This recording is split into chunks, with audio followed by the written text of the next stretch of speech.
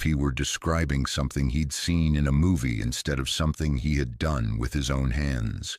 He told investigators that he had killed Kimberly Wilson first, and that he strangled her in the dark, quiet park, left her body hidden in the brush, and then he walked away.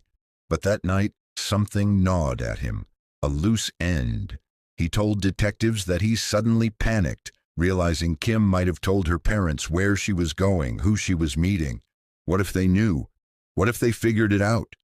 And that's when his mind made a pivot, a logical step in his twisted reasoning. If they knew, they had to die too.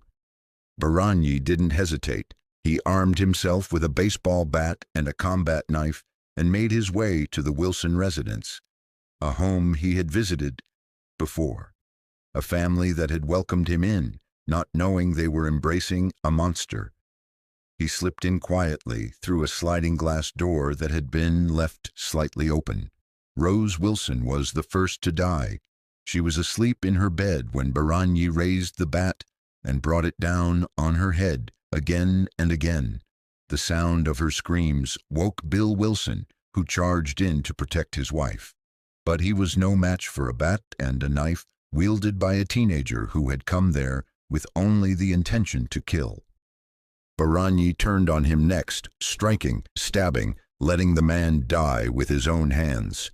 And when both parents were finally still, he moved through the house with the calm of someone finishing a task. Upstairs, he found Julia, and God, she did fight hard, but he was stronger, all because he was armed. He broke her arm, stabbed her repeatedly, making sure no one was left behind. Before leaving, he didn't run. He looted the house casually, picking up the things he liked. A telephone, a CD player, a VCR. As if the night hadn't already been soaked in horror, he decided to rob the family too. And then he walked out of the Wilson house, into the stillness of the early morning, having erased 4 lives in a matter of minutes. Even after admitting to the killings, Baranyi kept one final secret close to his chest. He refused to name the second person who had walked with him into that house of blood. But silence doesn't hold forever.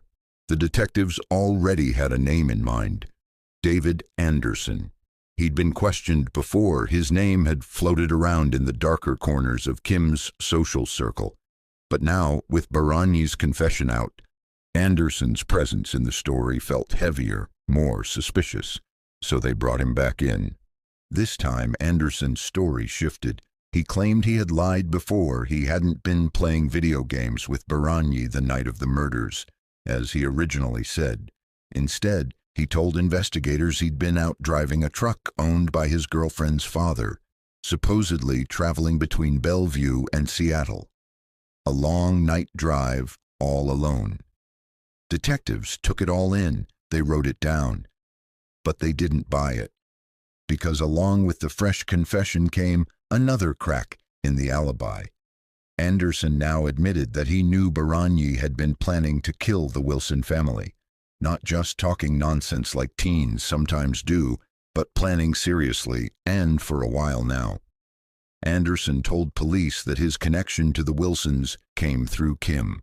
He said they were friends, that's all, and that Baranyi's connection to her came through him. But the deeper detectives went, the more that explanation started to unravel. 3 neighbors, independent of each other, reported something that pulled Anderson deeper into the web. Each claimed they had seen both Baranyi and Anderson leaving the Baranyi residence together on the night the Wilsons were murdered. Same time, same direction. 2 boys walking into the dark. Detectives didn't need a confession to keep digging. They executed search warrants on both Baranyi's and Anderson's homes. And there, inside the walls and closets of their teenage bedrooms, they found the final pieces of horror. The stolen items from the Wilsons' house, the CD player, the telephone, the VCR, had been casually tucked away as if they weren't soaked in the memory of violence. But more damning than the electronics were the shoes, bloody, tread-matching, still sitting there like nothing had happened. The soles matched the prints from the Wilson home. And DNA testing didn't lie.